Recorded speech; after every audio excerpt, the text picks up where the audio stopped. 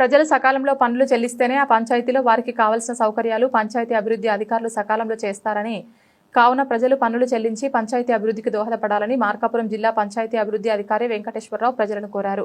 మార్కాపురం జిల్లా కొమరోలు మండలంలోని జిల్లా పంచాయతీ అభివృద్ధి అధికారి ఎం వెంకటేశ్వరరావు వివిధ అధికారిక కార్యక్రమాల్లో పాల్గొన్నారు.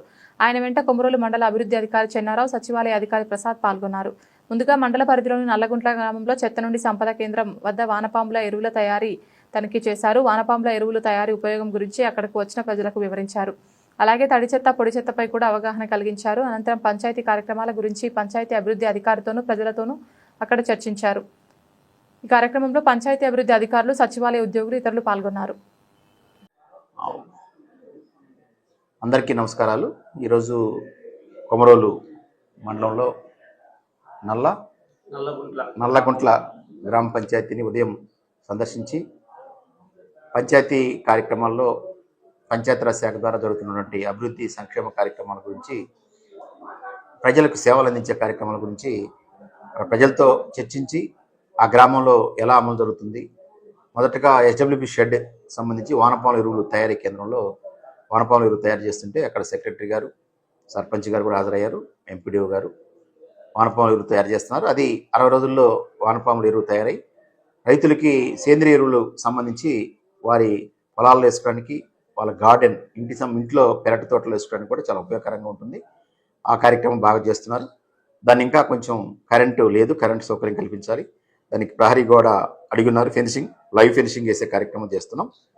నెక్స్ట్ రెండోది, ప్రతి గురువారం కూడా పొడి చెత్త ఏదైతే ఉందో తడి చెత్త ద్వారా వానపాముల ఎరువు, పొడి చెత్త ద్వారా ప్రతి గురువారం సేల్స్, ప్లాస్టిక్ బాటిల్ కావచ్చు, కవర్లు కావచ్చు, అదేవిధంగా సీసాలు కావచ్చు, గాజు సీసాలు కావచ్చు, ఇనప వస్తువులు కావచ్చు, పాడైపోయిన వ్యర్థాలన్నీ కూడా పొడి చెత్త ఇళ్ళ దగ్గర నుంచి సేకరించి మన గ్రీన్ అంబాసిడర్ ఆ షెడ్యూల్ తీసుకెళ్ళి దాన్ని వేరు చేసి దాని తడి చెత్తని వానపాముల ఎరువు తయారీ నాడెప్పిట్ల ద్వారా, పొడి చెత్తని మనము గ్రామంలో ప్రతి గురువారం సేల్స్ చేసి అమ్మి పంచాయతీకి ఆదాయంగా పెంచుకోవాలి. రెండోది, తడి చెత్త పొడి చెత్త సేకరణ ఎలా జరుగుతుంది అనేది ఆ గ్రామంలో కూడా పరిశీలించి వాళ్ళందరూ కూడా బీసీ కాలనీ విజిట్ చేయడం జరిగింది. ఆ బీసీ కాలనీ విజిట్లో వారందరూ కూడా ప్రతిరోజు ఉదయం 6:30-7కి వస్తారు సార్, ప్రతిరోజు సేకరిస్తారని చెప్పారు. సంతోషం అని చెప్పడం జరిగింది.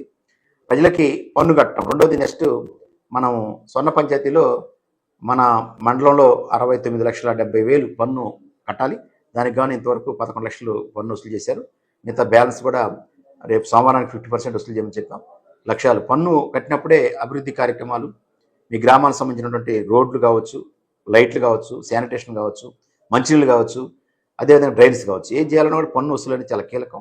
పంచాయతీ డెవలప్మెంట్ ఆఫీసర్ అందరికీ, ఎంపీడీఓ గారికి ఇప్పుడే ఇన్స్ట్రక్షన్స్ ఇచ్చి పన్ను వసూల్లో తప్పనిసరిగా వసూలు చేయాలి, 100% పన్ను వసూలు చేయాలని చెప్పడం జరిగింది. రేపు సోమవారానికి 50%, మరో ఈ ఫిబ్రవరి ఆఖరికి మిగతా 50% పూర్తి చేసి మన జిల్లా సంబంధించి మార్కాపురం జిల్లాలో 17,65,00,000 టార్గెట్గా ఉంది. ఇంతవరకు మనం 5,32,00,000 వసూలు చేసాం. ఇది 20%గా ఉంది.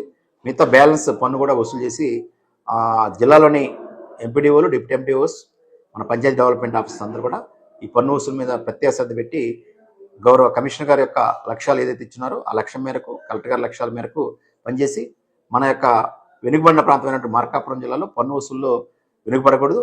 దీంట్లో పన్ను ఎప్పుడైతే బాగా మనం వసూలు చేసి కడతామో పంచాయతీకి అభివృద్ధి కార్యక్రమాలకు, సంక్షేమ కార్యక్రమాలకు అవకాశం ఉంది. కాబట్టి ప్రజలందరూ కూడా పన్ను చెల్లించి మా పంచాయతీకి సహకరించవలసిందిగా కోరుతున్నాం.